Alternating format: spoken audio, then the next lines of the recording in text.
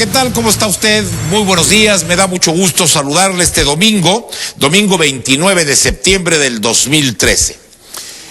Vamos a tener un tema muy interesante. El pasado 8 de septiembre, el presidente de la República, Enrique Peña Nieto, presentó su propuesta de reforma hacendaria con lo que se pretende incrementar los ingresos tributarios a las arcas públicas, ofreciendo cambios para que ingresen mayores recursos y sean estos destinados a la creación de un sistema de seguridad social universal que beneficie a todos los mexicanos, según dijo el presidente. La propuesta de reforma hacendaria que la envió al Congreso de la Unión pasa del 16% del IVA, pero dejar libre de este gravamen a los alimentos y a las medicinas.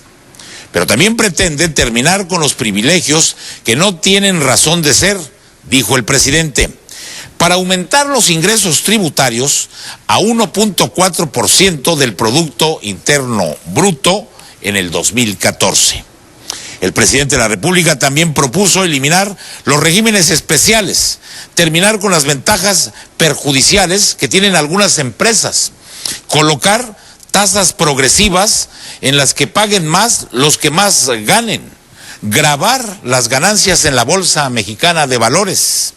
El objetivo, le digo, es que todos contribuyan sin excepción, sin ventajas para nadie, aportar al país, desde luego, en la medida que nuestras posibilidades tengan. Dijo el presidente Peña y prometió que la reforma no afectaría de ninguna manera a los mexicanos que menos tienen.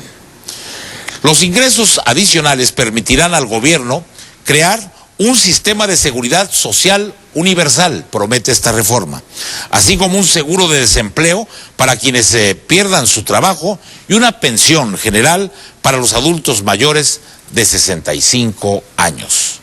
Entre otros de los puntos de esta reforma hacendaria, que han sido muy cuestionados, está el de gravar con IVA las colegiaturas de la educación privada, los chicles, los viajes de autobuses foráneos, los conciertos y espectáculos, las comidas de mascotas y la venta de las mismas, por señalar algunas.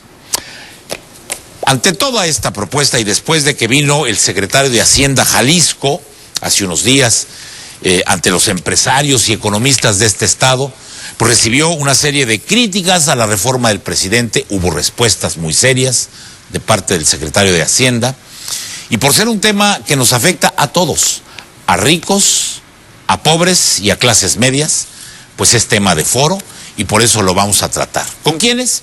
No quisimos invitar a políticos, ellos van a tomar la decisión a final de cuentas en el Congreso, pero hoy no quisimos contaminar el programa con opiniones políticas o con esos sesgos. Quisimos escuchar a los que entienden de economía porque de ella viven, a los estudiosos de la economía, y va a estar en este panel pues empresarios, representantes de organismos cúpula y analistas financieros, maestros en economía. Vamos a analizarla. Vamos a ver si nos logran el panel explicar de manera simple y sencilla para que usted y yo, que no somos economistas, entendamos qué es lo bueno, qué es lo malo de la reforma que propone el presidente, si nos va a permitir crecer, si realmente este sistema de seguridad social operará bien en el país, si lo requieren, si realmente pagarán más los que más ganan y menos los que menos tienen, en fin. Vamos a escucharlos a todos ellos y para ello voy a tener el gusto de presentar al panel que nos honra con acompañarnos. Bueno, está con nosotros el doctor Juan Luis Orozco Hernández.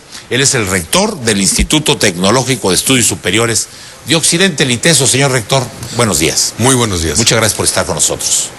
Está con nosotros el señor Óscar Benavides Reyes. Él es el presidente de la Coparmex en Jalisco, es el sindicato patronal. Bienvenido, muchas gracias. Gracias por la invitación, José Antonio. Muy amable. Con nosotros Luis Aguirre Lang, presidente del Consejo Nacional de la Industria Maquiladora y Manufacturera de Exportación. Bienvenido en el país. Bienvenido, muchas gracias. ¿Qué tal, José Antonio? Muy amable. Gracias. Está con nosotros el licenciado Juan Alonso Niño Cota, coordinador del Consejo de Cámaras Industriales de Jalisco. Bienvenido, señor. Muchas gracias. Buenos días, muchas gracias por la invitación. El licenciado Martín Jaime Peña Guerrero, investigador y maestro académico del Departamento de Impuestos del Centro Universitario de Ciencias Económicas y Administrativas de la Universidad de Guadalajara. Bienvenido, muchas gracias. Gracias por la invitación. Muy amable. El licenciado Mauricio Ramírez Grajeda, economista, profesor de la Universidad de Guadalajara. Bienvenido, muy amable, gracias. Buenos días. Por estar con nosotros. El licenciado Fausto Aquino Barrera, él es economista del Instituto de Políticas Públicas de la Universidad de Guadalajara. Bienvenido. Y el maestro Luis Roberto Arrechederra, compañero además nuestro, Arrechederra Pacheco, analista económico y también maestro de la Universidad Panamericana, socio director de Bursat. ¿De Bursat, sí es. ¿De qué? Bursat, es una firma Bursat, de consultoría, así es Darte, al final. Encantado de estar con todos ustedes. Bienvenido, Roberto, muchas gracias. Saludo a mi amigo y compañero Modesto Barros, coordinador de este programa. Modesto, buenos días. Gracias, José Antonio. Buen día a todo el teleauditorio, a todos los panelistas, y le invitamos a que estemos al pendiente. En las próximas 2 horas, las opiniones de la gente, de los economistas que saben, los empresarios, de una u otra forma, pues da la idea. La discusión sabemos que estará en las cámaras, en la Cámara de Diputados sobre todo, pero pues eso se verá en su momento. Bien, Modesto, va a ser un programa interesante que a todos nos afecta, nos interesa porque a todos nos afecta. ¿Qué les parece, señores del panel, si para empezar el programa, un compañero mío, Rodolfo Martín Guerrero, que hizo una investigación sobre esto, nos presenta este trabajo que presentamos en los distintos noticieros como marco de referencia al programa? Si les parece, los invito a verlo. Vamos con Rodolfo. La reforma hacendaria enviada por el Ejecutivo a la Cámara de Diputados involucra absolutamente a todos los sectores de la sociedad. Está llamada a una amplia discusión que de hecho se ha estado generando en las últimas semanas en el país. Aquí le presentamos algunos pros y contras de esta propuesta. El paquete de reforma hacendaria enviado por el Ejecutivo a la Cámara de Diputados ha despertado gran polémica en todos los sectores del país. Por ejemplo, el aumento del impuesto sobre la renta a personas físicas genera reacciones. Suben la tasa al 32% para quien gane más de 500,000 pesos. El que gane más de 500,000, además de que nos suben la tasa a las personas físicas, nos incrementan la base. ¿Cómo? Porque nos limitan las deducciones personales. Desde la academia, sin embargo, existen opiniones distintas, partiendo de una visión global, no sectorial. Las finanzas públicas del gobierno federal dependen del petróleo, del precio de un solo bien y de pocos contribuyentes. Entonces lo que se trata de hacer es reducir la dependencia del petróleo e incrementar el número de contribuyentes. El paquete de reforma hacendaria incluye, entre otras muchas cosas, aumento del precio de las gasolinas a través de una reducción más acelerada del subsidio que hoy recibe. Parte de esos fondos se destinarían al combate a la pobreza. Actualmente el 80% del financiamiento a programas sociales se queda en el aparato burocrático. Es mucho más amplio el subsidio que recibe la gasolina que el subsidio que se otorga a los ciudadanos a través del programa Oportunidades. Para el contador público Martín Jaime Peña, un modelo hacendario más equitativo sería haber gravado alimentos y medicinas. Por ser un impuesto, el IVA, un impuesto al consumo, es más sencillo de recaudar y controlar. Hay quienes discrepan, como el economista Mauricio Ramírez. Estima que se debe gravar a quienes más tienen, depender menos del petróleo, ampliar la base de contribuyentes e impulsar el repunte económico. La apuesta de la reforma es a futuro. En 20, 25 años, el crecimiento económico va a hacer que los hogares tengan un mayor ingreso y por lo tanto todas las implicaciones de un ingreso alto. Mejor salud, mejor bienestar, mejor educación, en fin, ¿no? Otra de las facetas de la reforma es la propuesta de endeudamiento interno por 550,000 millones de pesos. Académicos señalan que este endeudamiento solo refleja una cosa. Normalmente la deuda interna de lo que habla es de la poca capacidad de los gobiernos estatales para financiar la infraestructura o infraestructura productiva dentro de sus estados. Esta reforma involucra a todos los sectores de la sociedad. La decisión de los términos en que será aprobada está en manos del Congreso de la Unión. Rodolfo Martín Guerrero, Noticieros Televisa.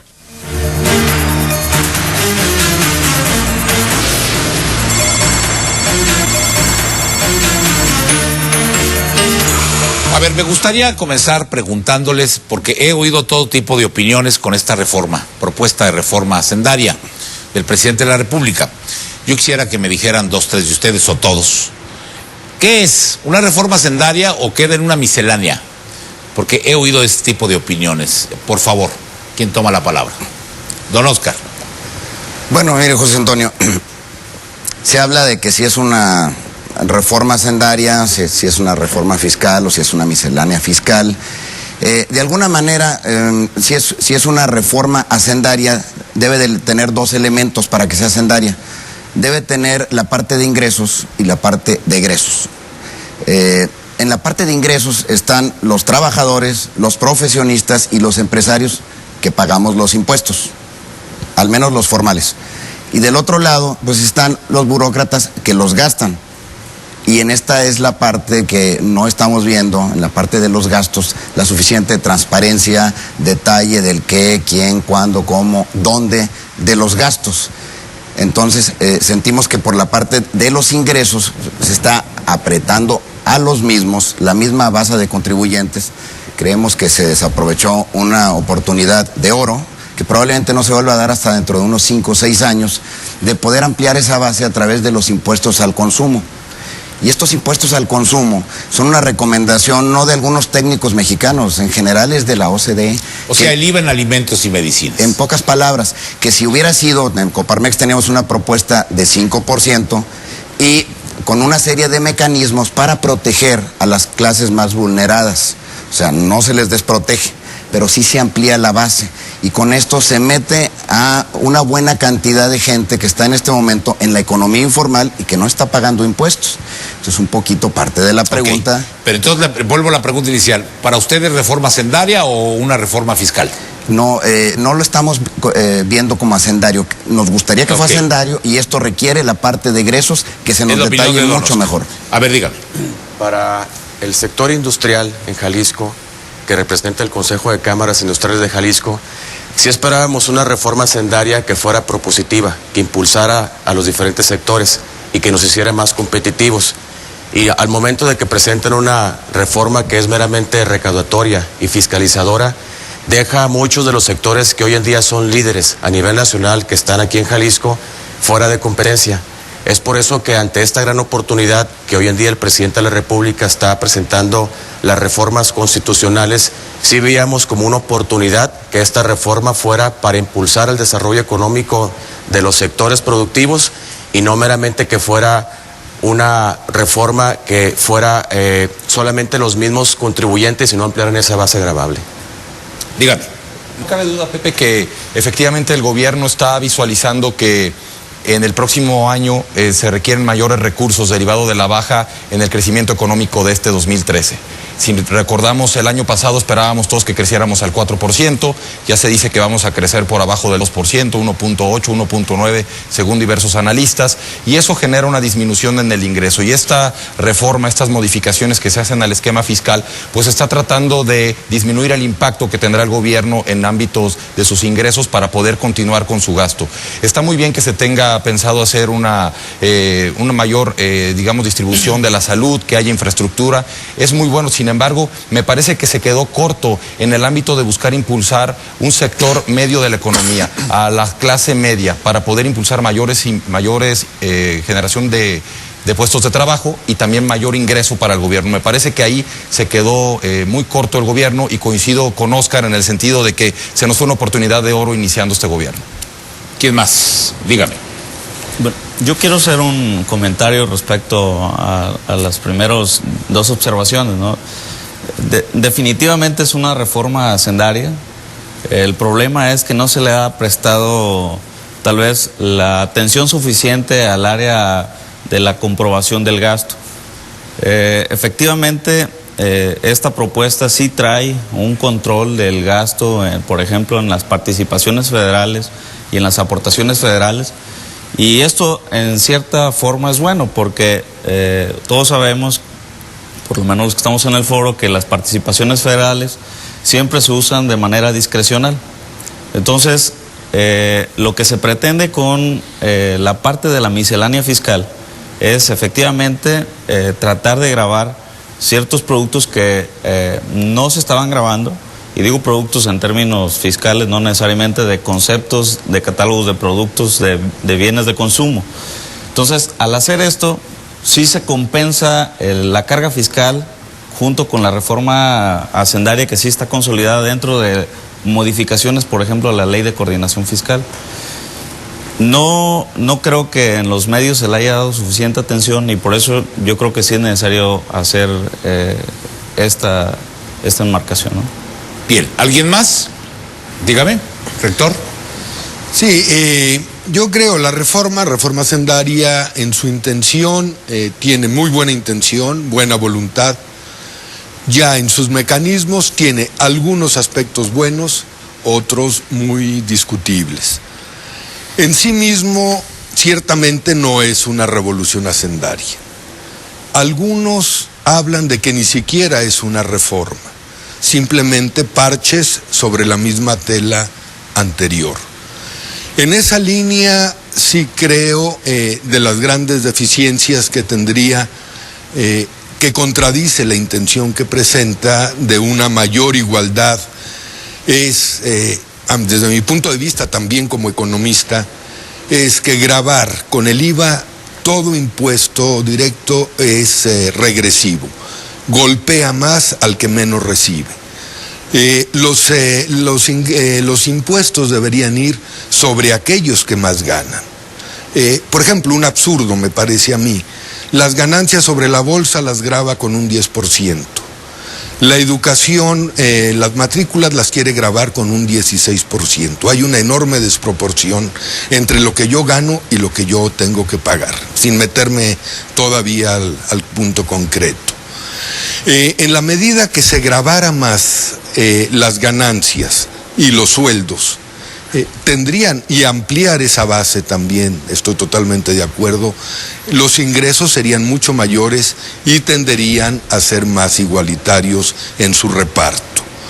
Es absurdo que grave con el 32% a quien gana, que desde ahí empieza el límite, 42,000 pesos, a quien gana 300,000 con el mismo 32%.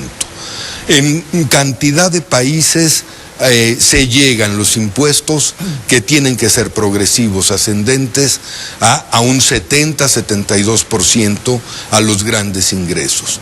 En ese sentido me parece que esta reforma se queda más en buena voluntad, va lo más fácil que recaudar el IVA, pero no creo que por ahí vaya a solucionar todas las propuestas y todas las intenciones que tiene. Perfecto. Sí. Bueno, lo que es evidente es que es una reforma recaudatoria, ¿sí?, que busca obtener 240,000 millones, cifras de las propias iniciativas, por los ingresos, modificando el impuesto sobre la renta, el IVA, el IEPS, a las importaciones temporales. Entonces, es con el fin de a los mismos, a los que son informales, le nace un régimen de incorporación fiscal, que ese régimen es para que voluntariamente vayan y se inscriban, para quien tiene ingresos hasta 1 millón de pesos. Nadie lo va a hacer, ¿sí? Entonces es una reforma recaudatoria. Eso es evidente. Por favor, maestro, su opinión. Bueno, hay en la reforma también está acompañada, hay una parte en donde hay una serie de modificaciones a las leyes para que las personas o las empresas que estén fuera del sector formal se incorporen. ¿Cuáles son los incentivos? Uno de ellos es que habrá un seguro de desempleo. No es universal el seguro de desempleo, es un seguro de desempleo que van a ser, digamos, los beneficiarios van a ser los que estén en el sector formal. Entonces se está creando un incentivo para que esas empresas se incorporen. Por el otro lado también hay, en el lado del gasto, como decían nuestros compañeros, hay una parte que es el mejoramiento de la educación, a centros de investigación, a universidades, a investigadores, y por el otro lado también hay una ayuda a la ampliación de la seguridad social en México, para hacer un sistema de seguridad social universal. Por ahí el gobierno está tratando de vender su proyecto y decir, bueno, recaudo por un lado y por el otro lado voy a gastar en esta parte. Yo creo que en donde todos coincidimos es que siempre se le aumentan los impuestos a las personas que están cumpliendo. En este caso a los empresarios que están en el sector formal y que pagan sus impuestos, son los profesionistas o los asalariados. Pero el problema es que hay un sector muy importante reconocido por el gobierno, que en este sentido estamos hablando del 60% de la fuerza laboral que está fuera del sector formal y que no hay una intención o una voluntad abierta y franca de gravarlos, ¿no? Y si el gobierno no tiene esa intención, el sector formal pues va a protestar y no va a estar de acuerdo sobre mayores impuestos, porque son los que siempre pagan, ¿no? O siempre pagan. A ver, por lo que noto entonces, esta propuesta del presidente no deja contentos a los ricos, no deja contentos a las clases medias, y los pobres no se han expresado. ¿Es así? Yo creo que es importante ver aquí cuál es la intención. Se habla de crecer. ¿Para qué crecemos? Bueno, con un crecimiento y hay están más dadas empleo. las condiciones con esta reforma para crecer. Ese es el tema. Yo creo que si hay crecimiento hay más empleo y puede haber mejor bienestar en la población. Eso es evidente. Ahora, este es un avión que va a despegar con el crecimiento a bordo. El gobierno en este momento, con esta reforma, pretende poner un motor importante para dar ese crecimiento. Este motor está fundamentado en el endeudamiento, en el gasto y en el déficit. Ese es el motor. Ese es un motor que puede durar cierto tiempo, pero no indefinidamente, si no vamos a tener problemas como los países europeos. El motor realmente que puede hacer que este crecimiento sea sostenido y de largo plazo es el de la competitividad de trabajadores, de profesionistas y de empresarios. Y ahí es donde estamos sintiendo que este motor no se le están dando las herramientas para generarse. Sentimos que no se está premiando la productividad. Se está alentando, eso sí, una serie de gasto basado en endeudamiento, gasto basado en déficit, y esa es la parte peligrosa, que nos estamos montando sobre unas finanzas muy sólidas que tenemos a nivel nacional. Tenemos más de 240,000 millones de dólares entre reservas internacionales y un par de líneas de crédito y una serie de variables que nos hacen muy sólidos como país. El peligro es que nos estemos montando en esto para empezar a endeudamiento para el gasto. Exactamente. Lo que hizo Echeverría. Y todos lo vemos. Una persona, ¿qué pasa cuando empieza a gastar más de lo que tiene? Se mete en problemas. Oye, bueno, para salir de los problemas, saca la tarjeta de crédito. Nomás extiende el problema más adelante. Eso pasa igual a nivel de un país y eso es lo que estamos visualizando. Hay que tener memoria, esto fue lo que nos llevó a esta crisis del 95, que ahorita podemos recordarla. Precisamente excesos como el que se está empezando a perfilar en este momento. Sí, dígame. Bueno, es que el gobierno lo que está haciendo abiertamente, ya lo ha dicho, que propone un déficit para el próximo año y propone déficits decrecientes. Entonces lo que está diciendo es que va a impulsar el gasto de gobierno financiado parcialmente con déficits, pero de manera decreciente. ¿Por qué? Porque no quiere montar todo su gasto de gobierno en el déficit y caer en los casos de los europeos. Pero abiertamente dice que quiere decrecer el déficit. Yo creo que, y lo hace. ¿Usted considera que es bien planteado el asunto, que está bien? Puede ser bien planteado porque la actual circunstancia requiere mayor gasto público y tal vez un déficit moderado y con el compromiso de que se va a decrecer y que se va a cortar, pero exacto, quién sabe si pase, puede impulsar el crecimiento económico. Pero por el otro lado también, cuando habla usted de las, de la productividad, los pilares de la productividad son muchísimos. Uno de ellos, yo estoy de acuerdo, es la educación, menores impuestos, mayores incentivos a a exportar, a producir, a estar en el sector formal. Pero también, por ejemplo, hay pilares de la competitividad o de la productividad, que es, por ejemplo, la infraestructura. Entonces, el gobierno dice, por un lado, voy a recaudar y voy a gastar ese dinero en infraestructura. Otro asunto es si lo va a hacer de manera clara y si va a hacer bien la infraestructura y sin corrupción, en fin. Pero ese es un pilar que quiere atacar para pegarle a la productividad de manera Me está pidiendo positiva. la palabra Arrechederra y usted. ¿Quién primero? ¿Tú? Sí, Pepe, al inicio comentaba si esta reforma dejaba contentos a todas las personas y vemos que no hay una dejaba gran contentos a muchos exactamente, y hay mucha, digamos, enojo por parte de varios sectores de la población. Yo lo que diría es que al inicio, en el comentario de Rodolfo Martín Guerrero, se decía que efectivamente estaba gravando a las personas físicas, y sí estoy de acuerdo en que debe haber una progresión en el pago de impuestos, de que el que más gana pues tiene más posibilidades de pagar. Sin embargo, me parece, y lo decía yo hace un momento, que se está descuidando a la clase media y poniendo un impuesto mayor a quienes ganan más de 500,000 pesos, se le está pegando directamente a esa clase media. Pero el problema no es que se le suba el impuesto del 30 al 32% como implica la reforma, sino el problema es que las deducciones también se están bajando, de tal manera que lo que una persona pagaba como un impuesto neto, por ejemplo este año, rondaba el 17% para una persona que ganaba más de 500,000 pesos. Con la reforma, ese impuesto va a subir 50%. Quiere decir que se va a ir a niveles del 24%. Si bien en muchos países desarrollados los niveles de impuestos son mayores, pero también el nivel de deducciones es mayor y es más ágil.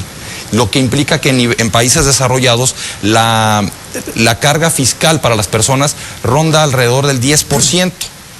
Entonces nosotros vamos a tener un 24% cuando en muchos países, por ejemplo Estados Unidos, una persona tendrá con el mismo ingreso una carga fiscal del 10%. Entonces estamos viendo que sí, a la persona física, a la clase media, le van a estar impactando con mayores impuestos, y me parece que eso es una circunstancia que se tiene que revisar a profundidad. Es agresiva pues contra la clase media. Usted me había pedido la palabra. Sí, yo quiero poner el ejemplo, o sí mencionar, poner sobre la mesa las consecuencias que pueden pasar ante esta reforma en el largo plazo. Y lo voy a mencionar porque en México la industria representa el motor económico del país, y de ahí se deriva el comercio y otros servicios. En los últimos 25 años, México tiene una política industrial aperturista a través de la desgravación arancelaria y los tratados de libre comercio. Hoy en día México está sobre un tren que es el TPP, el Acuerdo Transpacífico, donde va a competir contra países del Pacífico, 11 países en específico. Entre esos países van a entrar una cantidad de productos de importación que a su vez van a competir contra los productores nacionales.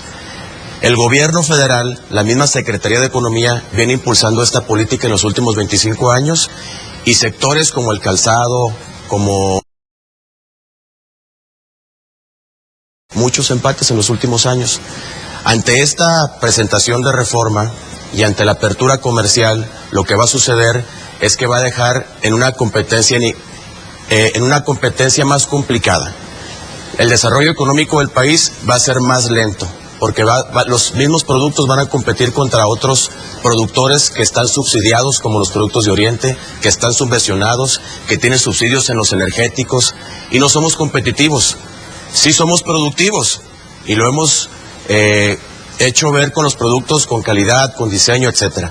Pero contra esos precios no competimos, y con esta carga impositiva tributaria a las mismas bases de contribuyentes va a ser más complicado que el desarrollo económico se vea en los próximos años, eso que esperamos. Si no ampliamos la base de contribuyentes y es a los mismos productores van a empezar a cerrar sus fábricas. Entonces no vemos una política dentro del gobierno federal que está aperturando y otro está reprimiendo. No es congruente, y esa es una preocupación que tenemos desde el sector industrial en lo que va a pasar en los próximos años. ¿Sí vamos a tener recaudación más? Sí, por supuesto. ¿Le van a dar un tinte social a través de seguros contra desempleos? Sí, pero no hay que llevar el pescado, hay que enseñar a pescar, y eso no va a permitir que haya crecimiento en el futuro. A ver, por favor. Bueno, en cierta forma estoy de acuerdo. Sí preocupa mucho que estos sistemas gravables puedan perjudicar a la competitividad. Sin embargo, también es importante decir que si bien se están quitando ciertas ventajas arancelarias que actualmente tiene la industria mexicana, Lo que están tratando de hacer es de que ese gravamen que se le está aplicando a través de la exportación de insumos va a regresar a la industria a través de subsidios. Lo que tratan de hacer, y eso está expuesto no solamente en la miscelánea, sino en las leyes posteriores, que tratan de generar política de desarrollo del sector industrial en México sobre los foros de competitividad. Entonces, yo creo que efectivamente se tendría que analizar y ver en qué factores los aranceles para los insumos tendrían que permanecer. Pero el análisis tiene que ir siempre un paso más adelante. En el caso de las personas físicas, como comentamos hace rato, es verdad que se está gravando más a la clase media. Eso no se puede objetar. Y tal vez la molestia generalizada a nivel nacional es sobre el incremento sobre esa base.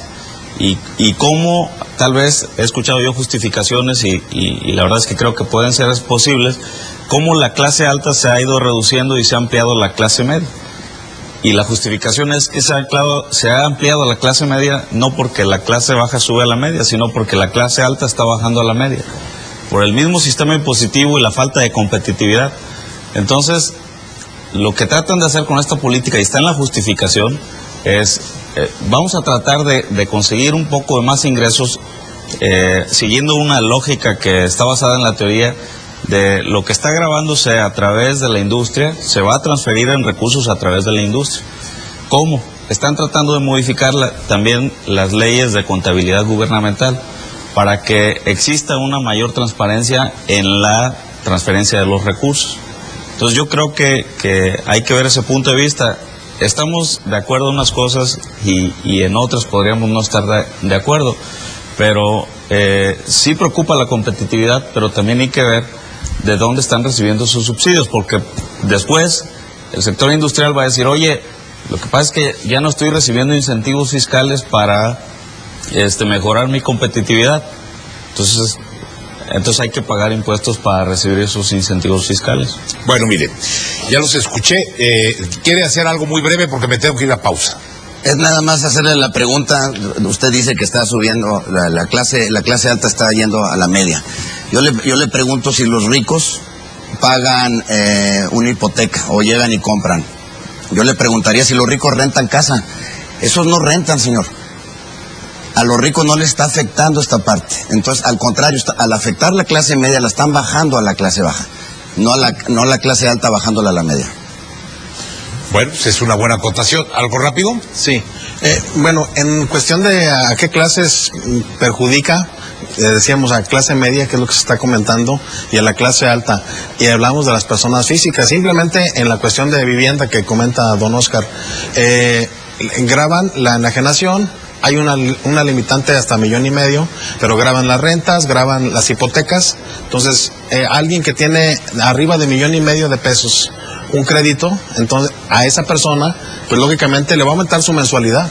¿Sí? O sea, para un crédito bancario, para una casa de menos de 1,5 millones de pesos, no vas a pagar. No va a pagar. Si pasa así la reforma, no va a pagar. Una casa mayor a 1,5 millones de pesos, ajá, la hipoteca de una casa, entonces sí va a pagar el IVA. Sí, y en el IVA vamos todos los que tengan hipotecas, ¿sí? O todos los que tengan vivienda que se dediquen a esa enajenación. Sin embargo, en el impuesto a la renta, también a las personas morales está gravándolos, eliminando el régimen de consolidación fiscal, limitando las deducciones, y en el IVA, pues la tasa fronteriza se eleva al 16%, que ahorita es el 11%.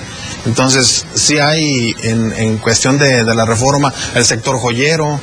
Sí. Bien, yo les propongo eso. Ya fueron sus comentarios en términos generales de la reforma planteada. Vamos a una pausa y regresamos y analizamos lo que golpea a la clase media, lo que golpea a la clase productiva o empresarial, a las maquiladoras, a los exportadores, a los grandes capitales, y lo que golpea o cómo beneficia a los pobres. Lo dividimos en esas tres, ¿está bien?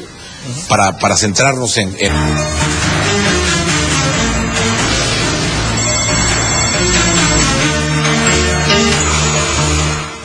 A ver, yo creo que uno de los aspectos de esta reforma es que golpea a la clase media, es exacto el asunto de la hipoteca o de las rentas a casas, habitación o compra de casas, habitación, y el asunto de las colegiaturas es donde más los golpea, porque en el asunto del refresco, el peso que le van a aumentar por el azúcar, no creo que sea grave, ni el asunto de las mascotas, ni de la comida de las mascotas, o de los conciertos, pero eso es lo que pienso yo. ¿Qué piensan ustedes? A ver, señor rector, ¿cómo afectaría cobrar el IVA en la educación privada? Me recuerdo que hace unos años era hasta premiado tener a un hijo en educación privada, porque no le quitabas el lugar a alguien que no tenía para pagar la educación privada, y era hasta deducible de impuestos, y ahora te van a cobrar el IVA. Sí, yo creo que tiene bastantes deficiencias e injusticias e inequidades este cobro. Desde un nivel global, todos los organismos internacionales lo que dicen, hay que elevar la calidad de la educación y su extensión. Y ciertamente, metiéndole impuestos, no lo van a lograr, o sea, van a disminuir. Al menos desde el punto de vista de la educación particular, al meter un 16% de impuestos, van a imposibilitar. Nosotros calculamos, cálculos de FINPES, que un 20-25% del alumnado va a tener que retirarse. Esto va a suponer también despedir cerca de 16,000 plazas de trabajo de las universidades particulares. Hablo también de la educación particular seria, en eso hay que ser también honestos. Hay una educación particular que es patito ya, o por lo menos busca como negocio, y hay una educación particular que busca realmente aportar calidad, y esta le puedo asegurar que trabaja muy apenas con números negros, y tiene que hacer grandes esfuerzos de reinvertir y de acumular para poder reinvertir en esa calidad. Un supuesto gravísimo de esta reforma, es decir, todo el que va a universidad o a educación particular es hijo de potentado. Cuando eso no es cierto. Absolutamente cierto, falso. Muchos están ahí porque las universidades públicas y las escuelas públicas no les dan cabida. ¿Dónde está la Universidad de Guadalajara? ¿Cuántos quedan fuera? ¿Sí? Y tienen que endrogarse para pagar la educación de los hijos. Sí, o las mismas universidades dar grandes facilidades. Yo hablo de la que sé de otras más, pero en concreto el ITESO. El 44% del alumnado tiene algún tipo de beca o de ayuda económica para continuar. Este 44% sería directamente golpeado con un impuesto así, y decir que es igualitario y que es para las clases privilegiadas, totalmente falso. Y bueno, ¿esto golpea mucho la clase media? ¿Esto de las colegiaturas? Sí. Sí. Sí, en las universidades particulares hay un porcentaje de clases altas, y también creo que la gran mayoría de los hijos de gente con ingresos altos va a universidades particulares, pero esto es un 10-15% del alumnado de las universidades. Esta no va a pasar, ¿verdad, rector? Bueno, yo espero que no pase y nos opondremos ferozmente a que pase. Bien. Porque nos parece injusta. Y además no va a solucionar nada, va a crear más alumnos fuera del sistema de educación, y va a crear profesores y administrativos en el desempleo que no los va a poder asimilar la universidad pública a ninguno de los dos, ni alumnos ni a docentes. ¿Qué otra cosa golpea a la clase media? Actualmente, siguiendo con el tema de las colegiaturas, este es el tercer año que son deducibles las colegiaturas que yo pago con mis hijos hasta la prepa. Si el próximo año la reforma pasa, hablando del impuesto a la renta en las personas físicas, las colegiaturas son deducibles como deducciones personales. Entonces, si las deducciones personales las van a limitar al 10%, entonces voy a salir perjudicado en que me aumentan el IVA, sean las colegiaturas. Va a pagar un 16% más de colegiatura. Y que nada más voy a poder deducir el 10% de mis ingresos. Entonces es doble el efecto, ¿sí? Además, en septiembre del 98 se firmó en San Salvador un tratado de la OEA donde hablan de que la educación debe ser gratuita, ¿sí? Y proporcionada por el Estado, por los estados firmantes de ese tratado. Entonces violaría ese impuesto, además de la reforma del IVA, las deducciones y el tratado internacional. Ya. En el que México es parte. Bueno, eso en cuanto a colegiaturas y luego viene el aumento del impuesto sobre la renta a quienes ganen 42,000 pesos mensuales, rebasan los 500,000 pesos anuales, pagan actualmente el 30% de impuesto sobre la renta, van a pagar o vamos a pagar 32% de impuesto sobre la renta. Eso, aunado al cobro del 16% de colegiaturas y a la reducción de las ¿cómo se llama? ¿Deducciones personales? De las deducciones personales, pues da un impuesto del 50%, ¿no? A ver, ¿quién me puede explicar ese ejercicio? Arechederra. Pues efectivamente, Pepe, ese es un tema que afecta directamente a las personas. Actualmente una persona tiene derecho a hacer una serie de deducciones en colegiaturas, gastos personales como pueden ser medicinas, puede deducir los intereses reales del pago de su hipoteca, que hay que reconocer que mucha gente tiene ese tipo de créditos hoy por hoy porque además el sistema financiero lo ha promovido. Cada día hay más facilidades por parte del sistema financiero para comprar una casa con una tasa de interés atractiva hoy por hoy. Sin embargo, el beneficio que se tenía para que personas pudieran adquirir una mejor vivienda se va a ir perdiendo derivado de esta falta de deducción, de este tipo de compras que hace la clase media principalmente. El IVA no se va a aplicar a la vivienda del Infonavit, eso se ha dicho claramente inclusive por el secretario de Hacienda. Sin embargo, para la clase media sí se hará un impacto. Entonces, una persona que paga un impuesto del 30%, pero que tiene deducciones, normalmente está pagando una tasa anual de entre el 17 y 20% efectiva. Con este cambio, las personas se irán a una tasa real efectiva de 24, 28%, derivado a que no va a poder tener esa mayor deducibilidad de sus gastos. Y eso implica una mayor erogación, y eso implica una menor disposición de dinero para solventar los gastos familiares. Hay países, por ejemplo, como Estados Unidos, que tienen inclusive tasas diferenciadas para los jefes de familia, y les dan un beneficio fiscal para aquellos que están a cargo de una familia y les baja un poquito el impuesto. En México eso no está sucediendo. Ahí está.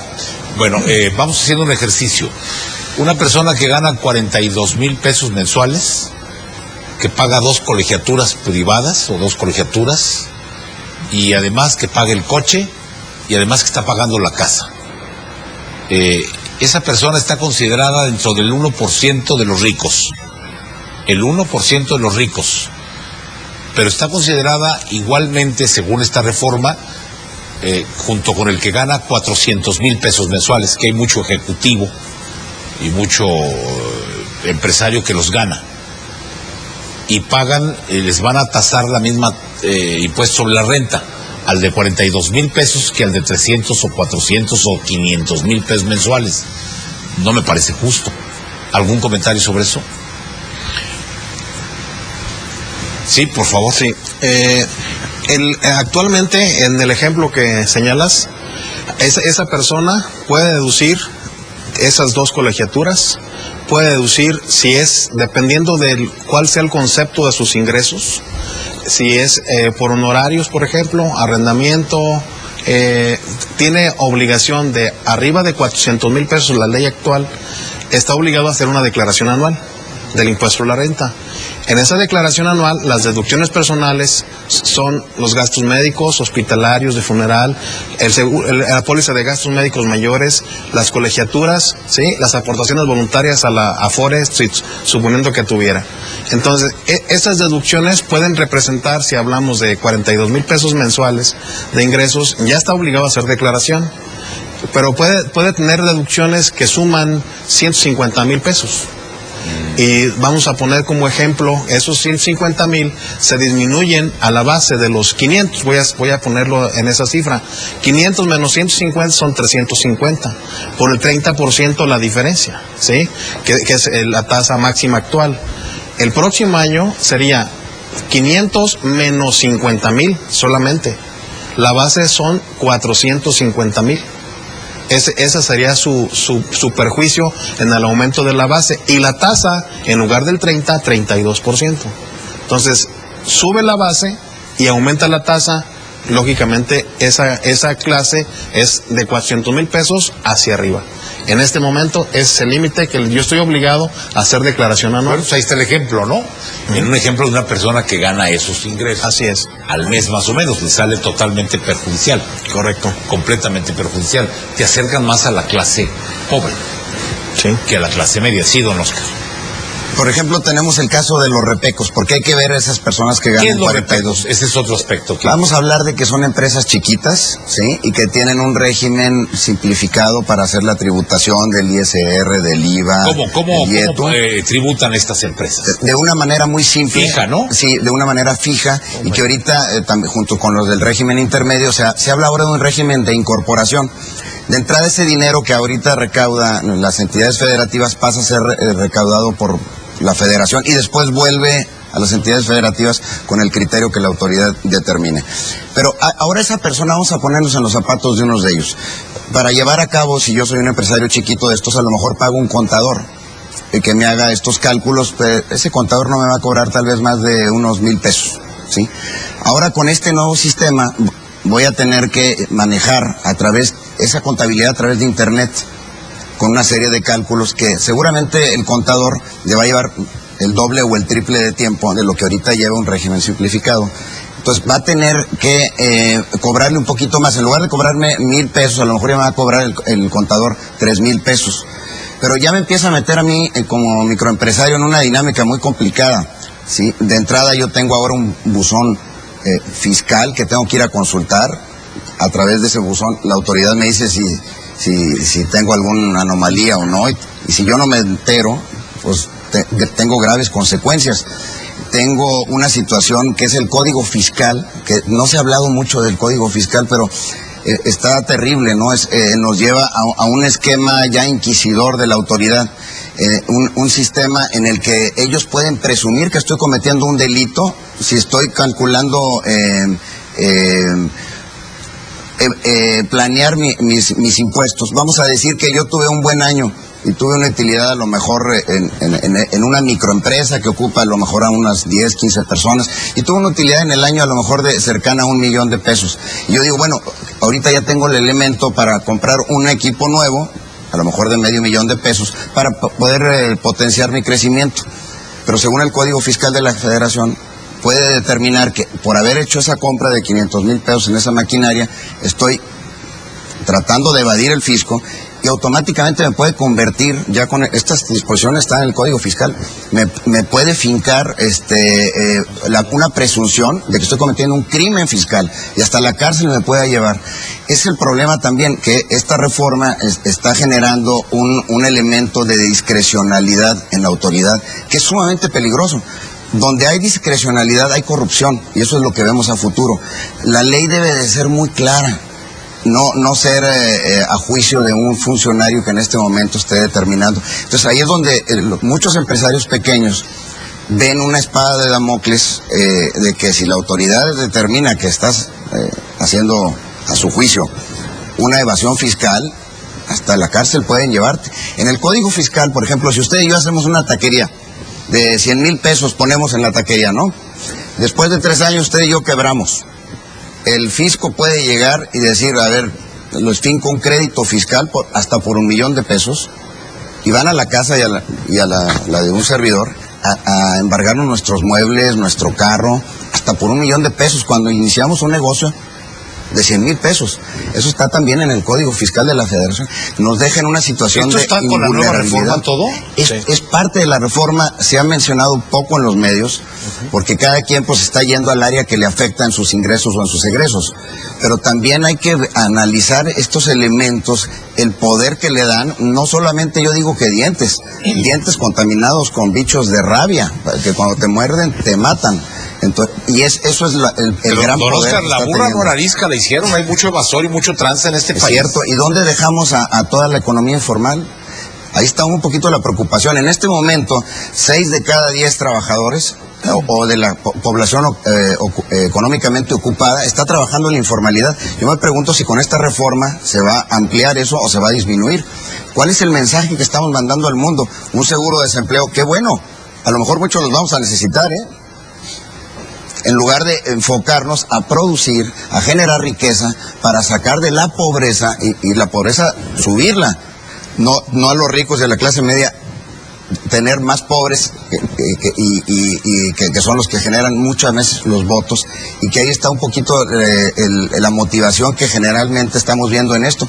¿Por qué se cambió el orden de las reformas? Estaba la reforma energética sobre la mesa, la guardan en un cajón cuando están todos los maestros en las calles para que no se suba, y sacan la otra reforma, sacan la reforma hacendaria y la meten primero. A nosotros nos hacía sentido que con los huecos que quedaran en la reforma energética sacaran la reforma hacendaria. Ahora ya lo manejaron al revés.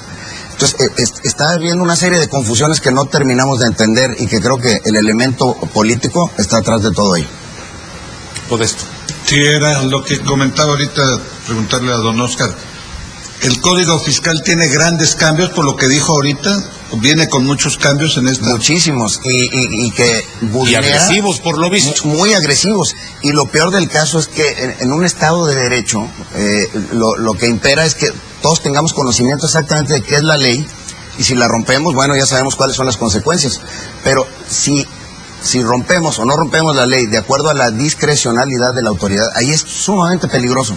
Ahí es donde entra la corrupción. Pero en el ejemplo que puso de que son usted y José Antonio, los taqueros, ¿hay forma de dar de baja ese giro, el negocio que hicieron, y no caer en el problema que dentro de 5 años puedan embargarlo, sí? ¿Está bien? No, porque si ese crédito fiscal permanece ahí, de acuerdo a la autoridad, pues vienen sobre los accionistas, vienen incluso sobre los contadores que usted y yo contratamos. Ahora ya les están fincando responsabilidad. O sea, está existiendo un entorno de terrorismo fiscal atrás del Código Fiscal de la Federación.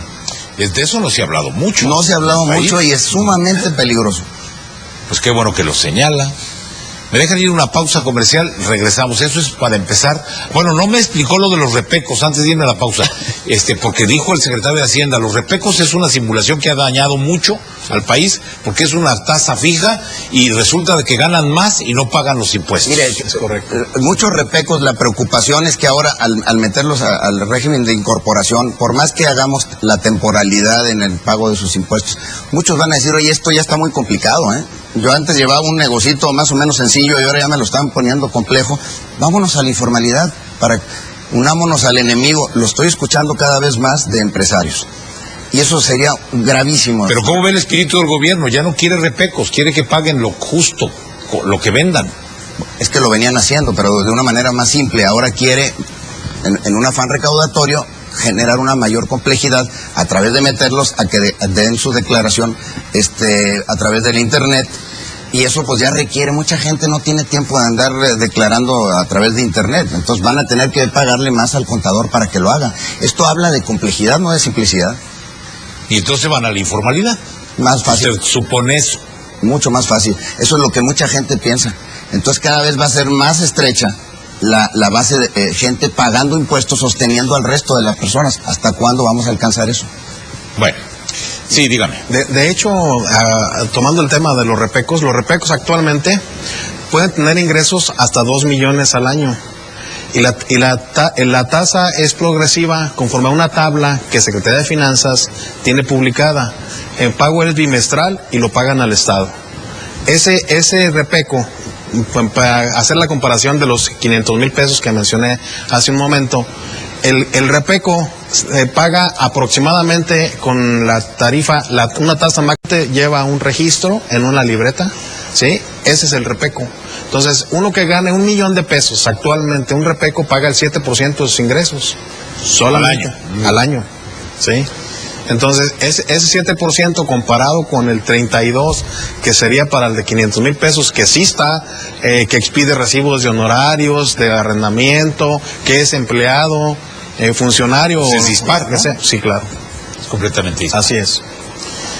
Bueno, vamos a una pausa y regresando hablamos de maquiladoras y de empresas y de regímenes especiales para que lo entendamos.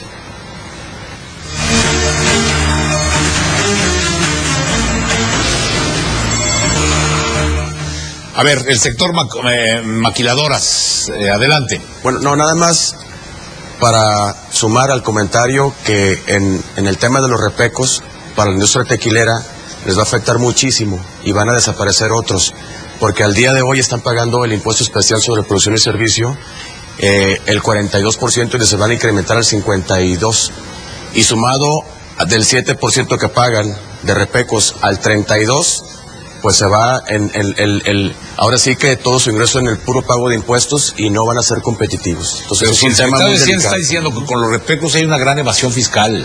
El problema es la evasión fiscal y entonces lo que quieren es evitar la evasión, por eso quieren quitar los repecos. Sí, ¿no? Sí.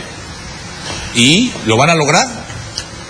Pues probablemente no, como dice bien Oscar, ¿no? O sea, el problema no es tanto de que, ¿qué prefieres, la informalidad o un repeco? La idea del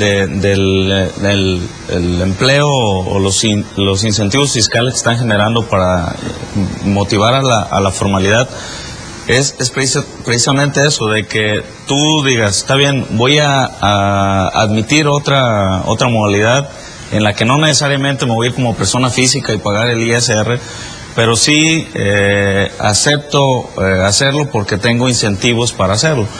Efectivamente sí es un peligro el que todos se sesguen y prefieran irse a la informalidad a registrarse dentro del sistema de la nueva carga fiscal, pues, pero la intención es precisamente la evasión fiscal que se ha venido dando a través del tiempo con el régimen de pequeños contribuyentes.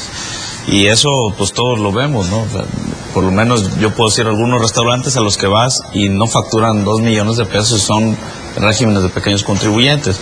Facturan mucho más y se hacen guajolocos, más pagan los impuestos de 2 millones. Así es. Entonces, la intención es, bueno, yo espero la buena voluntad de las personas primero, y segundo, que tengo incentivos positivos para que estas personas se adhieran al sistema fiscal. Y según el tercer punto, que es el peligroso efectivamente, es cómo el sector público puede tener a través de instrumentos que pueden penalizar la no ejerción del sistema fiscal, ¿no? Como bien decía, yo tengo incentivos positivos para que se adhieran, incentivos negativos para que se adhieran, pero efectivamente hay que vigilar cómo los incentivos negativos pueden ser controlados. Sí, me parece que el gobierno se está yendo por el camino fácil. Hace falta un mayor esfuerzo por parte de Hacienda para verdaderamente fiscalizar a las personas que no están pagando impuestos. Para eso se requiere una infraestructura que hoy por hoy en el país no se tiene. Y se ha hablado mucho de la ineficiencia, por ejemplo, para la expedición de facturas. Esto es una cuestión que a nivel internacional es inédita. En nuestro país hay que hacer una serie de procedimientos para obtener una factura, inclusive para ir a cargar gasolina. ¿No? Cuando viene un extranjero se le hace absurdo, ¿no? Porque para ellos su notita es más que suficiente para tener un comprobante suficientemente fiscal para deducirlo. Y en nuestro país hay que hacer una serie de procedimientos y pérdida de tiempo. Hablamos de productividad y simplemente esos periodos de tiempo que esperamos para emitir una factura son altamente ineficientes. Pero por otra parte, se requiere que haya una mayor bancarización y una mayor penetración del crédito del sistema financiero en todas las personas. Y eso es un esfuerzo que se tiene que hacer en conjunto con la reforma financiera y la reforma hacendaria, pero que nos estamos quedando cortos con eso y se está buscando fiscalizar de la manera más fácil para el gobierno. Con los que ya tiene determinados, los que ya tiene localizados, vamos a cobrarles más, en lugar de hacer algunas gestiones para impulsar, como bien decían, que se incorporen aquellos que no están pagando, que haya una infraestructura y un ecosistema que les beneficie y que con ello quieran incorporarse a la formalidad porque sí pueden hacer mejores negocios. Ok. Sí, dígame, rector. Sí, en este punto yo estoy totalmente de acuerdo, pero hay un problema de base, que es un problema ético, que tanto el que paga impuestos debe tener una ética, como el que recolecta los impuestos debe tener otra ética. Y esto no se improvisa con una reforma fiscal ni de la noche a la mañana, sino supone una enorme educación y una enorme tradición que desgraciadamente la tenemos al revés. En este país, ¿quién es el más inteligente? ¿Quién es el más listo, el más capaz? El que hace más trampa. Eso va caminando, desgraciadamente, va avanzando. Y esto es de los dos lados, tanto del que paga impuestos como el que lo recolecta. ¿Qué podemos hacer ahí? Nos queda una enorme pregunta y yo creo que ahí sí la educación tendría una respuesta, pero otra vez caemos en el mismo problema. ¿Quiénes son los que dan la educación? Bien.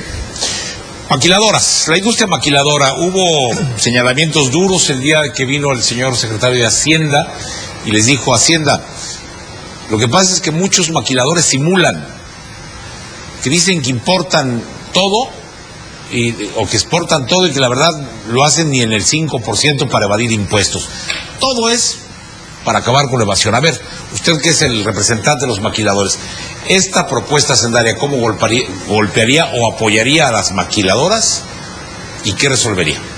Primero que nada, José Antonio, me gustaría dar una opinión en general de la propuesta de la reforma hacendaria, donde yo creo que hay cosas positivas, hay cosas buenas que hay que rescatar en el tema de la labor social, la responsabilidad social como país.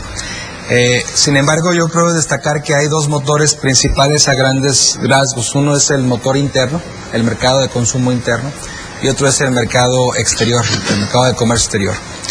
En el tema del mercado de consumo interno, y aquí para comentar un poco de la pregunta que dejaba el rector en el aire, yo creo que precisamente para poder terminar con esa versión oficial de la simulación y de la evasión, que seguramente debe de tener sus datos, es la parte oficial que no conocemos, esa estadística, esa información, es precisamente una mayor transparencia.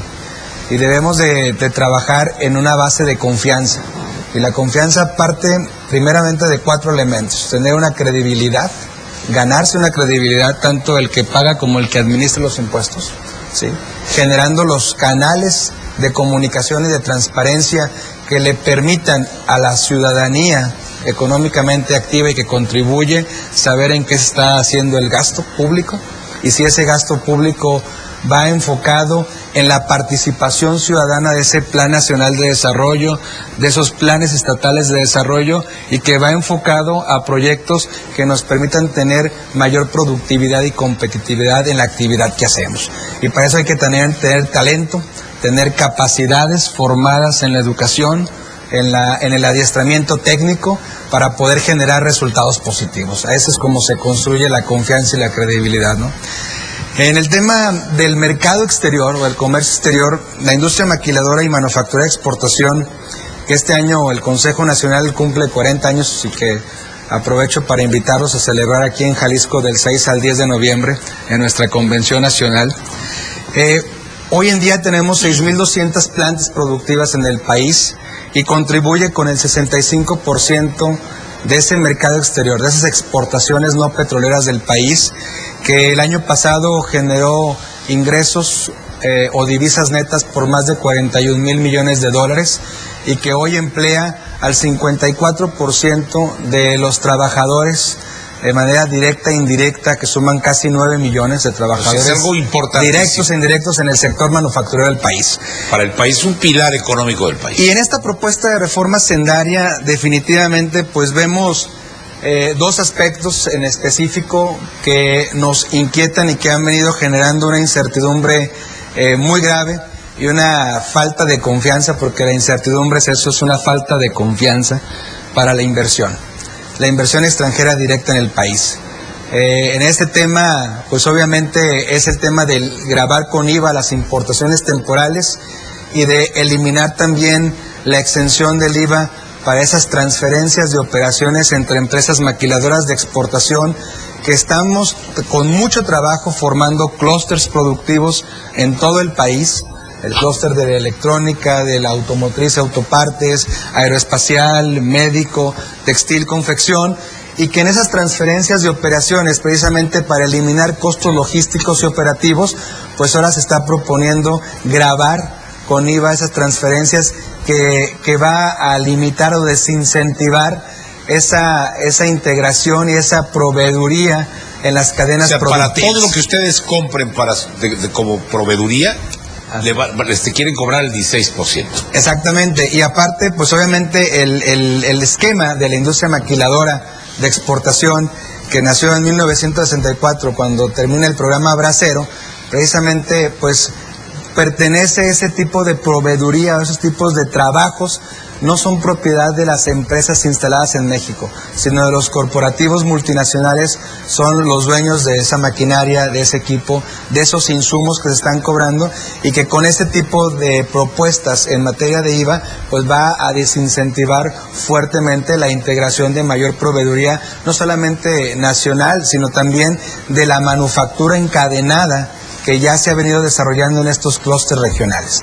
Y tenemos otro tema ahí muy grave, por ejemplo, y para concluir el tema del IVA, el costo financiero, porque la propuesta señala claramente que esta propuesta de gravar con IVA las importaciones temporales no tiene ningún objetivo recaudatorio, es un objetivo meramente de control, un control que va a requerir de un flujo de efectivo si tomamos en cuenta los más de 150,000 millones de dólares de importaciones temporales de insumos del año pasado y de maquinaria y equipo, pues requerirá de un flujo de efectivo nada más para ese IVA de más de 25,000 millones de dólares, ¿sí?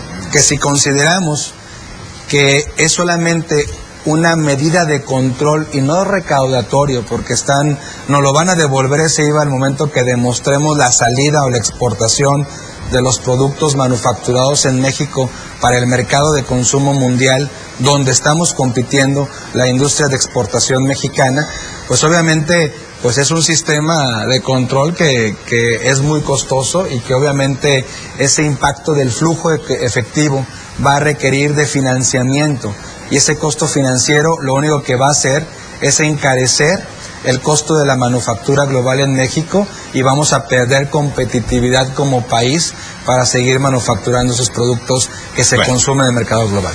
Ahí está claro. A ver, los comentarios a esto. Solamente para subrayar la importancia de la industria manufacturera. Si nos vamos al caso de Brasil, Brasil en los últimos años ha incrementado sus exportaciones muchísimo, pero con base en la industria agrícola. Y México es el único país en América Latina donde la buena parte de sus exportaciones está fundamentada en la industria manufacturera. Entonces, yo creo que si hay un golpe negativo, un impacto negativo a la industria manufacturera, se está golpeando una base de exportación que tenemos 25 años construyéndola y que no se puede, digamos, golpear, ¿no? En este costo financiero por esta nueva complejidad en cobrar el IVA a las importaciones temporales, ¿no? Cuando usted dijo todo eso, el secretario de Hacienda le contestó: es que son muchos simuladores. Ustedes tienen competencia desleal de gente que hace eso, que usted sirva a lo mejor, y que muchos industriales sí lo hacen, pero que nomás exportan el 10% y evaden los impuestos. ¿Qué valor le da a esta respuesta? Quiero aclararlo y a ver, voy a tratar de ser menos técnico. Desafortunadamente, el modelo de la industria maquiladora de exportación, que tiene más de 40 años en México, ha sido implementado con mucho éxito en otras regiones o en otros países que han copiado este modelo maquilador. El año pasado realizamos un estudio de competitividad fiscal internacional con KPMG, con los principales países con los que México compite en la atracción de inversión extranjera directa para la manufactura global. Casos como China, como Brasil, Tailandia, Corea del Sur, Costa Rica, Honduras, y que tienen un modelo similar o prácticamente copiado como el de la industria maquiladora de exportación. En esos países, México encuentra dos grandes desventajas frente a ellos. El primero es que nuestro esquema de certidumbre jurídica o nuestro esquema fiscal está en medio de la incertidumbre, porque depende de decretos presidenciales y de reglas fiscales que cambian año con año, ¿sí? Entonces, ¿a qué inversionista le vas a ir a competir frente a los atractores de inversión de estos otros países si les dices, pues mira, el próximo año vas a pagar tanto de impuestos, pero dentro de 2 años, 4 años, 10 años, no tenemos un horizonte de planeación fiscal que te dé certidumbre a esa inversión. Número 2, México tiene la tasa más alta del 17.5% actual en el tema del YETU ICR, que es el tema Pero que... el YETU desaparece. Entonces, precisamente ese es el segundo golpe grave que tenemos la industria de exportación en esta propuesta de reforma hacendaria, que nos están llevando de pagar una tasa del 17.5 real y efectiva hoy en día a una tasa real y efectiva del 37% con la propuesta de 30% de ISR más el tema de dividendos. Entonces, o sea, mejor que se quedara el YETU. Pues no, yo creo que es interesante la justificación de tener un solo impuesto y retomar los beneficios y las eficiencias que ha demostrado tanto la parte del YETU como la parte de ISR, y la propuesta del presidente es crear una nueva ley del impuesto sobre la renta, pero en esa nueva ley del impuesto sobre la renta lo que debemos de cuidar son dos cosas. Uno, mantener una tasa de competitividad internacional para la industria de exportación, ¿sí?, con la que no estamos compitiendo en el mercado nacional, sino en el mercado de consumo mundial. Y dos, el tema de la deducibilidad del 41% de los salarios y beneficios sociales exentos, que en el caso de la industria maquiladora, la mayoría de nuestra gente, estos 2.300.000 empleos directos y casi 7 millones de empleos indirectos, cae en entre 1 y los 3 salarios mínimos, que son los que estarían exentos, y que ese 59% que no estaría exento para la base gravable del impuesto sobre la renta, pues estaría generando un impacto enorme en la tributación de la industria de exportación y estaría también dejando fuera de competitividad a México en la manufactura global. Válgame Dios, pues cuánta crítica, ¿no? Ahí están los argumentos planteados. Me gustaría que estuviera alguien del gobierno para que le estuviera respondiendo. Pero no hay nadie. Tengo que ir a una pausa. ¿Me permites? Regreso, te doy la palabra. Una pausa y volvemos.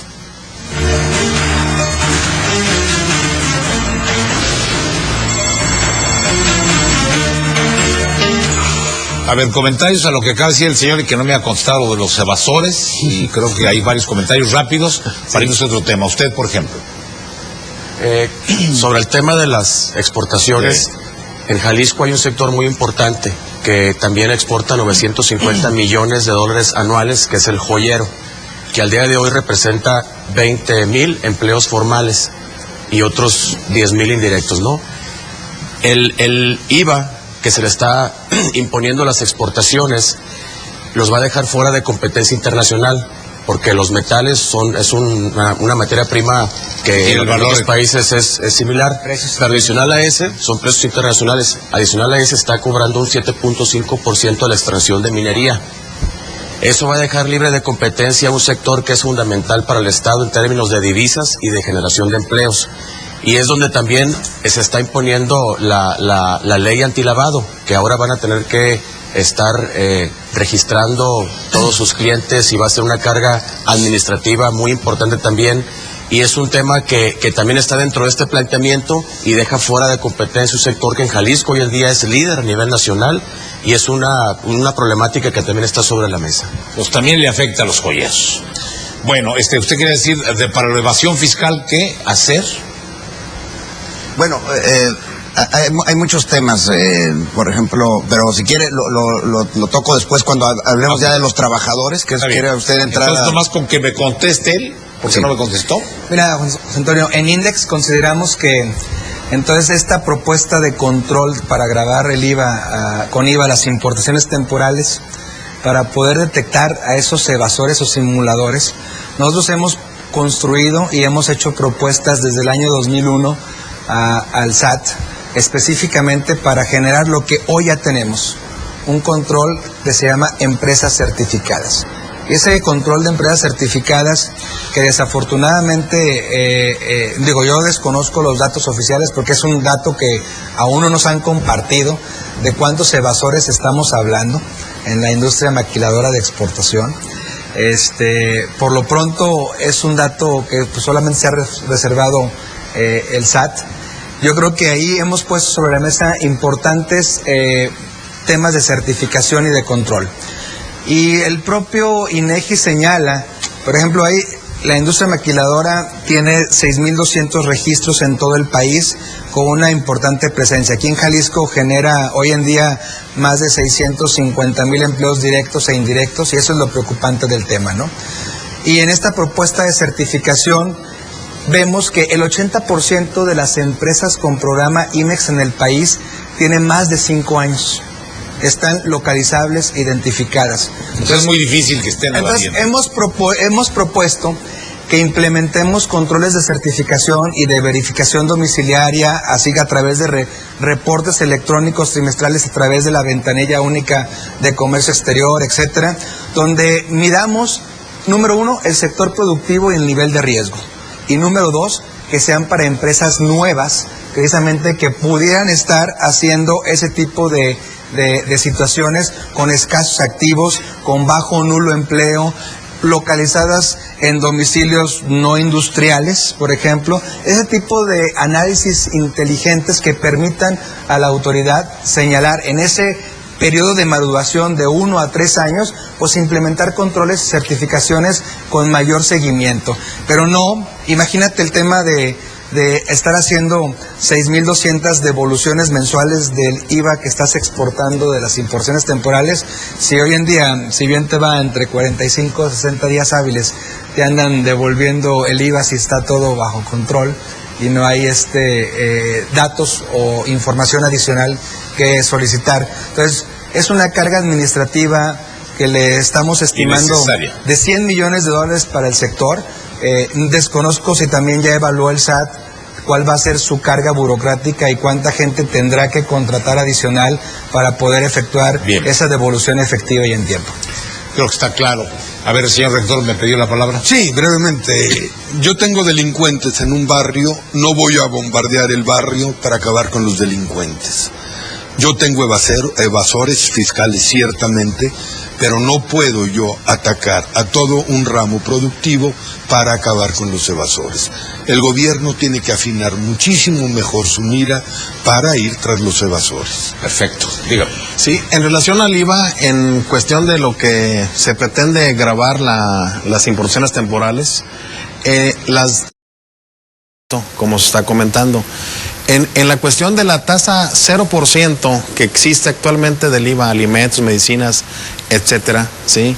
Esa tasa por ciento propicia las devoluciones por parte del SAT a ese tipo de contribuyentes, exportaciones en algunos casos, ¿sí? Entonces, ¿por qué no pensará la autoridad en mejor quito la tasa 0 y los exento?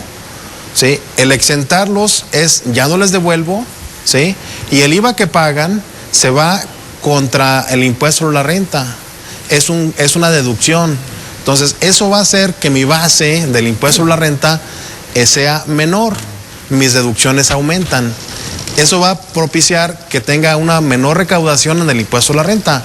Pero si comparamos el IVA que devuelven contra esa menor recaudación en el impuesto sobre la renta, debe ser menor. Entonces, esta es una propuesta que no está en la propuesta de reforma hacendaria. ¿Es breve? Sí, José Antonio. Yo creo que aquí tú hacías un señalamiento del martes 17 cuando estuvo aquí el doctor Videgaray, y creo que fue una muy atinada sensibilización por parte del gobernador de Jalisco y del secretario de Desarrollo Económico, porque en el caso específico del sector que represento a nivel nacional de la industria maquiladora de exportación, nos abrió la puerta para esos tipos de análisis y planteamientos. Yo insisto que esta reforma hacendaria tiene cosas positivas, pero creo que nos pudimos haber evitado muchos problemas o muchas quejas si hubiera habido un consenso previo con los sectores sociales, el sector empresarial, el sector académico, precisamente para poder analizar cuáles son las condiciones con las que México está compitiendo hoy en día a nivel internacional, qué está haciendo para incrementar a otros países su mercado de consumo interno y para generar un mayor volumen de exportaciones que venga a generar divisas para que se reparta más la riqueza y cómo podemos generar más empleo.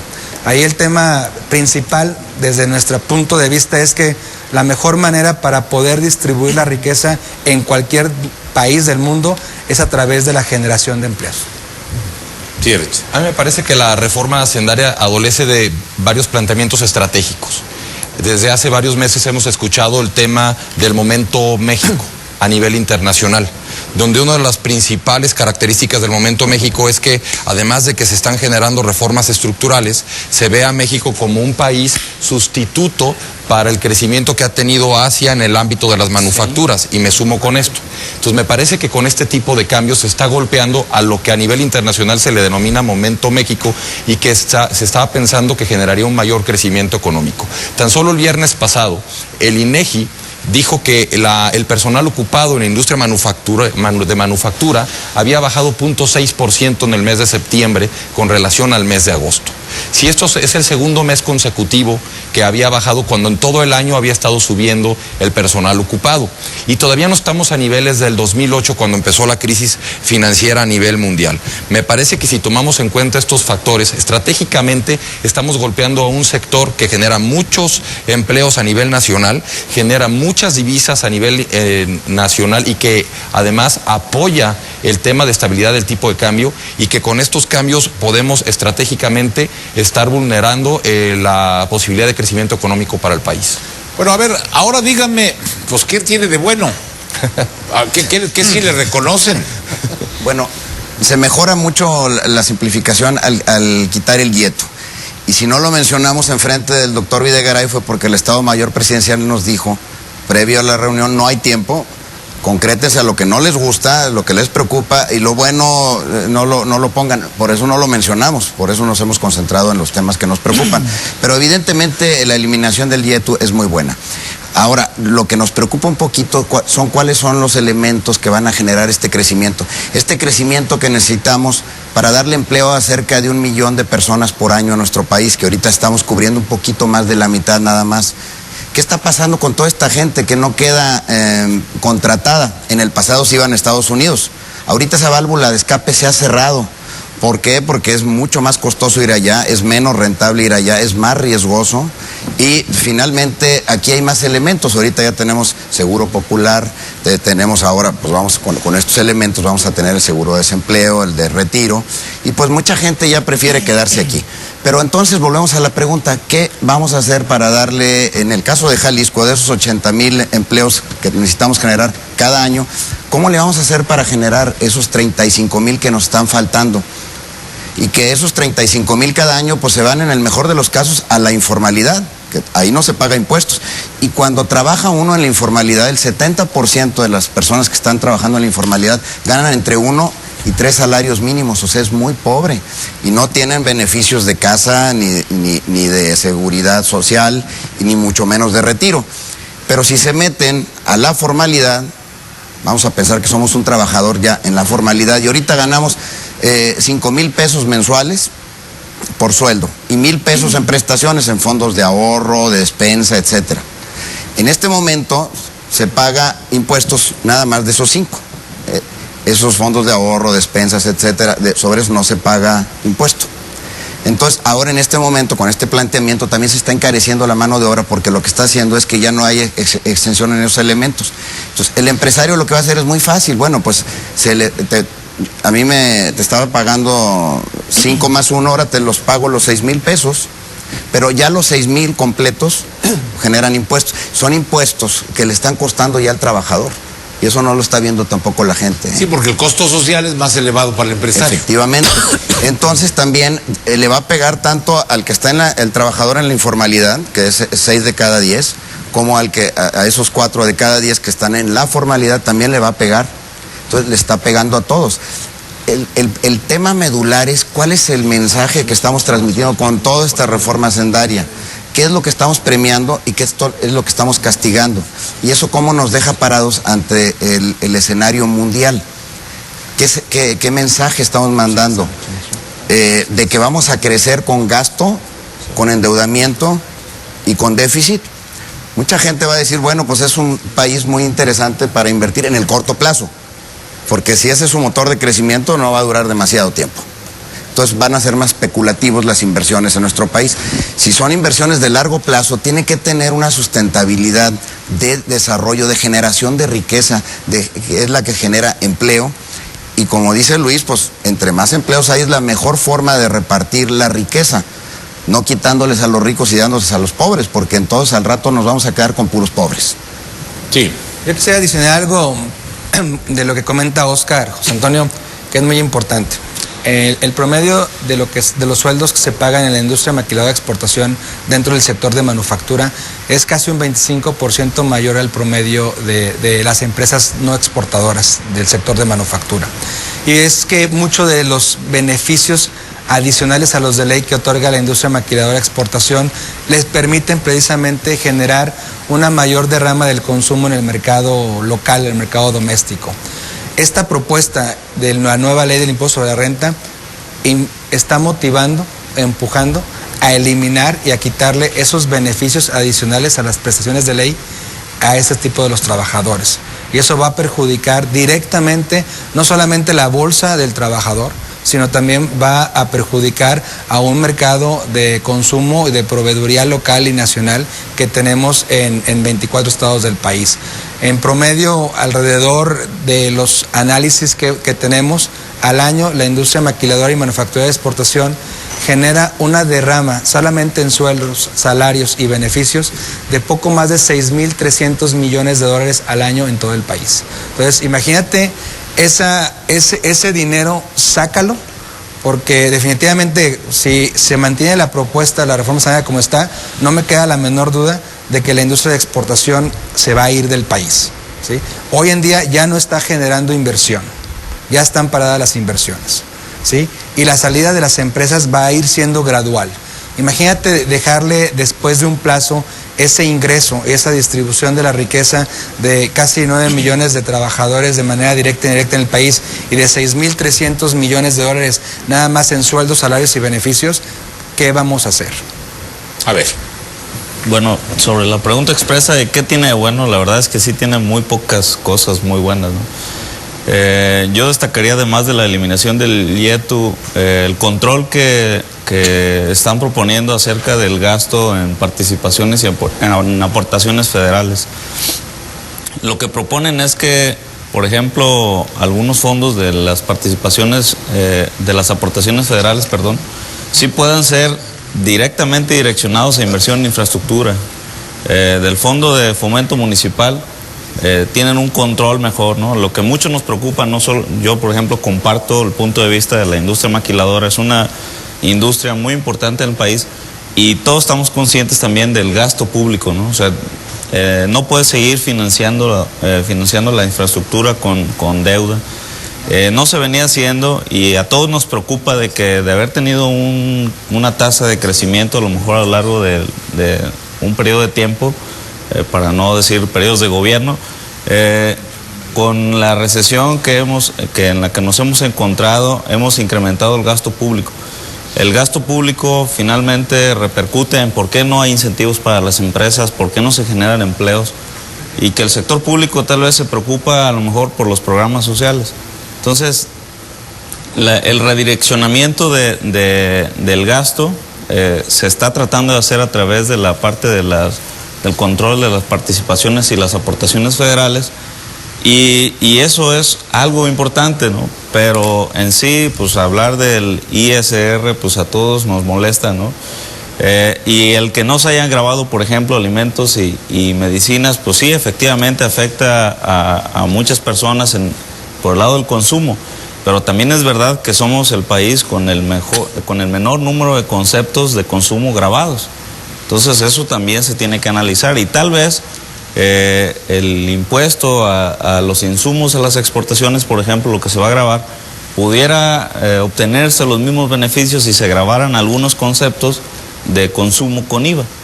Y tal vez no estamos diciendo que, y a eso le teme mucho y se expone dentro de la justificación, no estamos hablando de un 16%. Lo que sí podríamos estar hablando es de que pudiera ser un impuesto progresivo, en el que ese impuesto progresivo, conforme vas activando la economía del país, sobre todo de los estados, entonces sí tú vas midiendo como Secretaría de Hacienda, dependiendo de las capacidades de la actividad económica, de cómo vas creciendo, vas viendo si puedes incrementar o reducir algunos impuestos, porque no solamente recaudas aumentando impuestos, recaudas también disminuyendo impuestos. Y muchos pues lo sabemos, ¿no? O sea, yo ahorita pago mi ISR y estoy a lo mejor satisfecho porque tengo una tasa moderada. pero después se me incrementa al 32% y entonces digo, entonces busco la informalidad, lo mismo que comentábamos hace rato. Entonces también no es nada más incrementar impuestos, reducir impuestos. En el Fondo de Fomento Municipal, por ejemplo, lo que dicen, está bien, yo te voy a transferir participaciones a través del Fondo de Fomento Municipal, pero te voy a pedir que actualices tus ingresos propios. Si actualizas tus ingresos propios, vas a recibir más recursos por parte del Fondo de Fomento Municipal. Si no lo haces, pues vas a recibir menos. Okay. Entonces, eso es un incentivo. Dígame. Es que también tenemos que tener clara la perspectiva. México es de los países, el gasto de gobierno representa apenas el 20% del PIB en México y es de los niveles más bajos del mundo. Si hacemos una comparación con los países de la OCDE, tenemos el gasto de gobierno más bajo. Nada más como dato. Si uno ve el gasto de gobierno, por ejemplo, en Francia, en el Reino Unido, está a niveles de 55-60% del PIB. Entonces estamos a una distancia enorme del gasto de gobierno que debe de tener un país, sobre todo con todas las carencias que tenemos. Entonces yo creo que la reforma, entiendo perfectamente bien que tiene muchos problemas y muchas cosas que se tienen que afinar, pero la intención es hacer que el gobierno tenga una mayor cantidad de recursos para enfrentar todos los problemas que tiene, ¿no? que está enfrentando, ¿no? Déjenme ir una pausa, don Oscar, regreso con usted, una pausa comercial y con usted.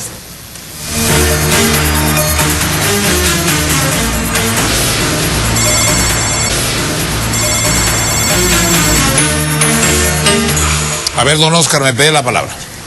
Hablábamos de los beneficios de esta reforma, de lo que se está planteando. Bueno, es evidente que el seguro de desempleo es algo muy importante, que las pensiones universales es algo importante. Un poquito es la preocupación que hay atrás de esto. Yo le preguntaría a una persona, ¿qué prefieres, tener un seguro de desempleo durante 6 meses que te da un salario mínimo o mejor tener empleo? Yo creo que lo que hay que promover es tener empleos, no estar pagando cada vez más y más desempleos. Por el lado de la pensión universal, pues nos preocupan algunos elementos. Se está hablando de que para el año 2020, que ya no queda muy lejos, estaríamos hablando de una población aproximadamente de 20 millones de usuarios de este recurso, y la pregunta pues es de dónde vamos a sacar 20,000 millones de pesos por mes para estar sosteniendo este programa. La única manera de hacerlo es generando más riqueza. Entonces no podemos patear el problema para adelante. Tenemos que atacar desde ahorita el elemento de ser competitivos a nivel interno y a nivel externo. No se trata de pelearnos entre los mexicanos. Ahorita yo creo que la guerra está fuera de México, es ser competitivos contra otros países. Se está dando el momento de México, como mencionaban. Hay una serie de economías emergentes que se están desinflando, los famosos BRICS, Brasil, China, Rusia, India, se están desinflando. Se está hablando por parte de Goldman Sachs de ahora de los MIST, que son las siglas de México, Turquía, Indonesia y Corea del Sur. México está en la mira. Tenemos una oportunidad de oro en este momento de poder atraer inversión que se quede, inversión directa, inversión que genere empleos, que genere riqueza en México. Tenemos que ser muy inteligentes y ver qué es lo que estamos dando a conocer con nuestras reformas a gente que ahorita está viendo dónde poner su dinero. Y ahorita hay muchas empresas que están en hold, están en espera de invertir en México, pues a la espera de estar viendo, por ejemplo, si va a haber IVA a las importaciones temporales, qué es lo que se está premiando y castigando en esta reforma. Ahí es donde tenemos que ser todavía mucho más inteligentes. Señor rector. Sí, de los aspectos positivos que tú decías que había que sería bueno subrayar. Yo he subrayado la intención. Yo creo que la intención es buena. Buscar una mejor distribución, buscar un mayor ingreso en las arcas del gobierno para poder trabajarlas. Yo creo que hay una mayor simplificación fiscal con todas las dificultades que tiene, aún la discrecionalidad, son aspectos positivos. Sí, el problema es que yo creo que la economía es como el amor. Hechos son amores y no lindas palabras. Y bueno, pues se requiere esos hechos. Y esos hechos que requieren transparencia, que requieren honradez, que requieren también adelgazar tal vez la planta burocrática del gobierno para poder hacer una mejor distribución. Y un punto en el que yo difiero aquí de Oscar es que sí, yo creo es importante, o matizo más que difiero, es fundamental ampliar la planta de empleo, pero hay que ver los salarios de esos empleos. No cualquier empleo que se cree es positivo. Y hay empleos inhumanos con lo que se paga. Estamos prácticamente en conclusiones. Y segundo, nomás brevísimamente, obvio que hay que cobrar más a los ricos. Eso también no tiene vuelta de hoja. A nadie nos gusta pagar más impuestos, pero aquellos que tenemos más ingresos y más ganancias tendremos que pagar más. Sí. Sí, José Antonio, yo creo que también un tema importante es los tiempos. Hoy estamos discutiendo, después de un análisis de una propuesta de modifica más de 14 ordenamientos legales en este paquete de reforma hacendaria. Hace falta hablar del tema de seguridad social, hace falta hablar del código fiscal con mayor detenimiento, hace falta también hablar de ese tipo de la distribución de los ingresos federales con las participaciones a los estados y municipios y cuáles van a ser las condicionantes o las motivaciones para mejorar. Pero tenemos tiempos perentorios. El 20 de octubre tiene que aprobarse la ley de ingresos. Y como te has dado cuenta, hay muchas cosas que hay que afinar. Estamos convencidos de que México necesita tener una reforma hacendaria como otras reformas estructurales que se han aprobado en los últimos meses en el país. Y es importante que no nos vaya a comer ese tiempo, que tengamos la apertura, que tengamos la madurez en el Congreso de la Unión para permitir ese diálogo directo y sobre todo el interés, la participación de nuestros representantes populares en la Cámara de Diputados para poder generar estos cambios a tiempo. Una conclusión, por favor, de 20 segundos. Bueno, yo agregaría que ante esta reforma, la oportunidad que tenemos de desarrollar a nuestro país y a los sectores productivos, hay que tomar en cuenta también el tema de aduanas que no se ha mencionado, que también deja de lado a los agentes aduanales para que participen en todos los términos de importaciones, y ahora lo van a hacer también directamente a las grandes superficies. Eso deja también en una competencia desleal porque van a importar directamente y van a tener precios más accesibles por todo el tema de tramitología también, y van a aprovechar esos TLCs. Esta reforma, si no tiene un impulso hacia el sector productivo, veremos pues el cierre de empresas en vez de alentar lo que tanto se ha mencionado y podamos generar de esos empleos. Una conclusión rapidísima. Sí, de las cosas buenas, la desaparición del IDE. Sin embargo, entra en vigor en el mes de julio, en agosto, el reglamento la ley de lavado de dinero. De ley de lavado de dinero, donde hay una serie de obligaciones para las actividades vulnerables conocidas. Entonces, es una cosa con otra. El IDE les ha recaudado bastante dinero con las invitaciones a todos los que tenían depósito en efectivo y que no estaban inscritos al SAT. Sí. Una conclusión. A ver, Recheder. Yo concluiría dos cosas. Una es que se requiere un ecosistema productivo en el país, que se apoye el financiamiento, que se apoye por medio de legislación fiscal la generación de empleo y la productividad. Y la segunda es que haya un Estado de Derecho y que se cumpla. Más que reformas, necesitamos que verdaderamente las leyes que rigen a nuestro país se cumplan y que el gobierno las haga cumplir. Una conclusión. Que el gobierno también sacrifique, porque por ejemplo los trabajadores de Pemex tienen un régimen laboral muy privilegiado. Entonces, si todos vamos a sacrificarnos, que sea parejo. Muchas gracias. Una conclusión.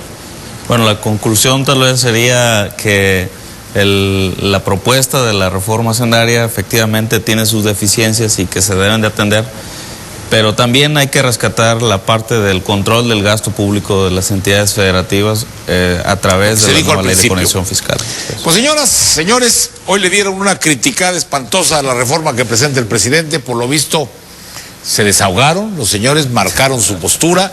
Son gente inteligente y que le entiende a la economía. Usted juzgue, usted los oyó. Vamos a ver qué pasa con esta propuesta del presidente en la Cámara de Diputados. Por lo pronto, muchas gracias, que tenga feliz domingo. Muchas gracias a ustedes por acompañarnos. Buenos días.